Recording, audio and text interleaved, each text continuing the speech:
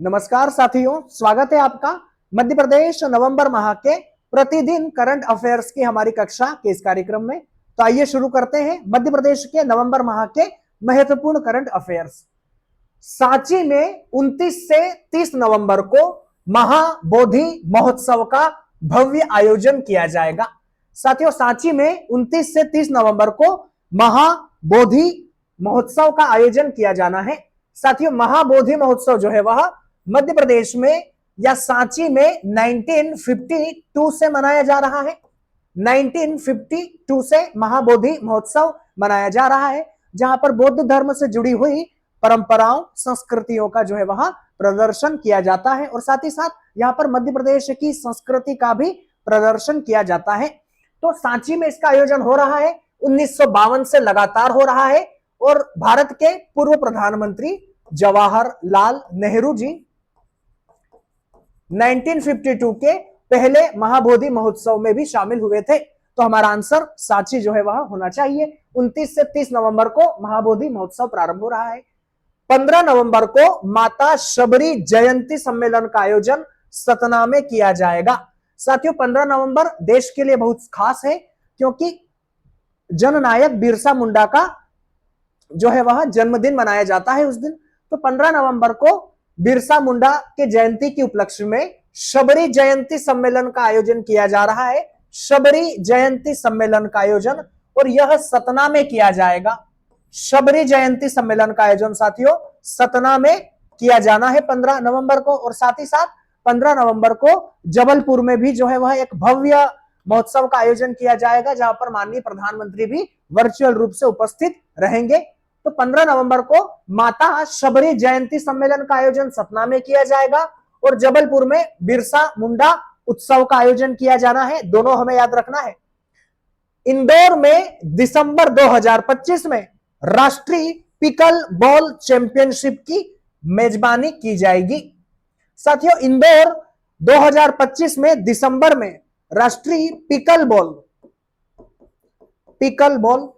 की मेजबानी करेगा। साथियों, पिकल बॉल वर्तमान में दुनिया में 70 से ज्यादा देशों में खेला जा रहा है। पिकल बॉल की लोकप्रियता बढ़ती ही जा रही है। पिकल बॉल साथियों एक तरह से यह टेनिस, टेबल टेनिस और बैडमिंटन का एक मिश्रित खेल कहा जा सकता है। भारत में यह खेल 2006 में पहली बार आया था और इस तरह से भारत में यह काफी लोकप्रिय हो रहा है। तो इंदौर, हमारे मध्य प्रदेश में इंदौर में दिसंबर 2025 में राष्ट्रीय पिकलबॉल चैंपियनशिप की मेजबानी की जाएगी। तो काफी महत्वपूर्ण करंट अफेयर्स बनेगा ये। दिसंबर 2025 में इंदौर पिकलबॉल की मेजबानी करने वाला है। अगला है साथियों, एम स्ट्रिप्स ऐप का संबंध बाघों की गणना से है। साथियों, मध्य प्रदेश में और पूरे देश में 2026 में बाघों की गणना की जाएंगी। वर्तमान में मध्य प्रदेश देश का सर्वाधिक बाघों की संख्या वाला राज्य है। 2026 में मध्य प्रदेश में पुनः बाघों की गणना की जाना है। तो ऐसे में साथियों मध्य प्रदेश के द्वारा एम स्ट्रिप्स ऐप का जो है वह निर्माण किया गया है। यह एम स्ट्रिप ऐप जो होगा इसके द्वारा बाघों की गणना की जाएगी और साथ ही साथ बाघों के आंकड़े इसमें संरक्षित रहेंगे। तो आपसे अगर पूछा जाए कि एम स्ट्रिप्स ऐप का संबंध किससे है, तो यह बाघों की गणना से है साथियों। नेक्स्ट है, पटरी की पाठशाला और हमारी सवारी भरोसे वाली। पटरी की पाठशाला और हमारी सवारी भरोसे वाली जागरूकता कार्यक्रम इंदौर जीआरपी द्वारा आयोजित किया जा रहा है। साथियों, इंदौर जीआरपी के द्वारा पटरी की पाठशाला, पटरी के आसपास रहने वाले जो लोग हैं, पटरी के आसपास जो भी लोग रहते हैं झुग्गी झोपड़ियों में या बस्तियों में या अन्य लोग भी, उन सभी को शिक्षा के प्रति जागरूक करना जो है वह इस कार्यक्रम का उद्देश्य है। तो इसलिए पटरी की पाठशाला और हमारी सवारी भरोसे वाली, हमारी सवारी भरोसे वाली, यहां पर परिवहन का अगर आप उपयोग कर रहे हैं तो आपको पूरी तरह से सुरक्षित रहना चाहिए। इसका भी यहां पर जागरूकता के रूप में कार्यक्रम का यह हिस्सा होगा। तो पटरी की पाठशाला हमारी सवारी भरोसे वाली कार्यक्रम जीआरपी इंदौर के द्वारा चलाया जा रहा है। तो हमें याद रखना चाहिए जीआरपी इंदौर चला रहा है। साथियों, अगला हमारा करंट अफेयर्स है, ग्रॉस ज्वेल नामक विश्व की सबसे छोटी तितलियों की विलुप्त प्रजातियों में से एक गांधी सागर अभ्यारण्य में पाई गई है। साथियों, गांधी सागर अभ्यारण्य दो कारण से चर्चा में है।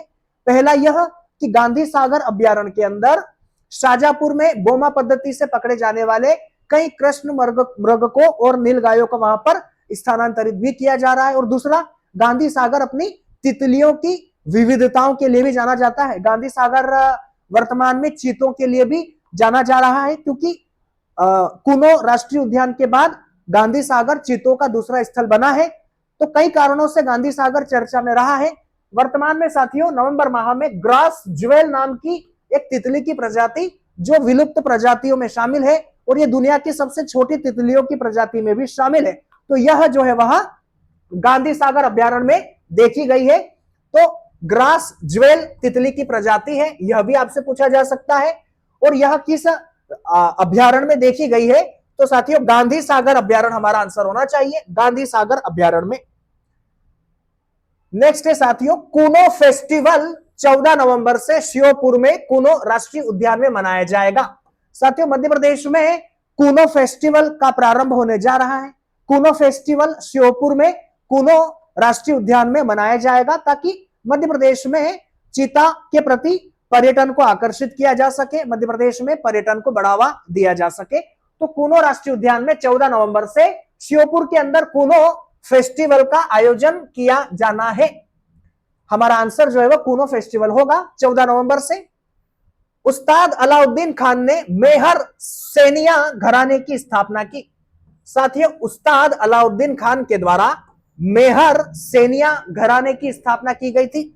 यह फैक्ट हम आपके लिए इसलिए लेकर आए हैं क्योंकि मेहर में 51वां अलाउद्दीन खान संगीत समारोह का आयोजन हो रहा है। यह तो आपको पता ही है कि उस्ताद अलाउद्दीन खान संगीत समारोह का आयोजन मेहर में ही किया जाएगा, क्योंकि मेहर उनकी कर्म स्थली रहा है। प्रश्न तो यहां से यह बनता है कि उस्ताद अलाउद्दीन खान के द्वारा कौन से घराने की स्थापना की गई थी? तो मेहर सेनिया संगीत घराने की स्थापना उस्ताद अलाउद्दीन खान के द्वारा की गई थी। तो यह हमें यहां से याद रखना है। उस्ताद अलाउद्दीन खान संगीत समारोह मेहर में आयोजित होता है, हर वर्ष होता है, वर्तमान में भी नवंबर माह में चल रहा है। मध्य प्रदेश देश का पहला राज्य बनने जा रहा है जो प्राचीन सिक्कों की 3D डॉक्यूमेंटेशन करेगा। साथियों, मध्य प्रदेश देश का पहला ऐसा राज्य बनने जा रहा है जो अपने यहाँ के प्राचीन कालीन सिक्कों की 3D डॉक्यूमेंटेशन करने का कार्य करेगा। साथियों, मध्य प्रदेश के राज्य भोपाल के राज्य संग्रहालय में 33,000 से अधिक प्राचीन काल के और अन्य सिक्के मौजूद हैं। 33,000 से अधिक इन सिक्कों का हम क्या करने जा रहे हैं?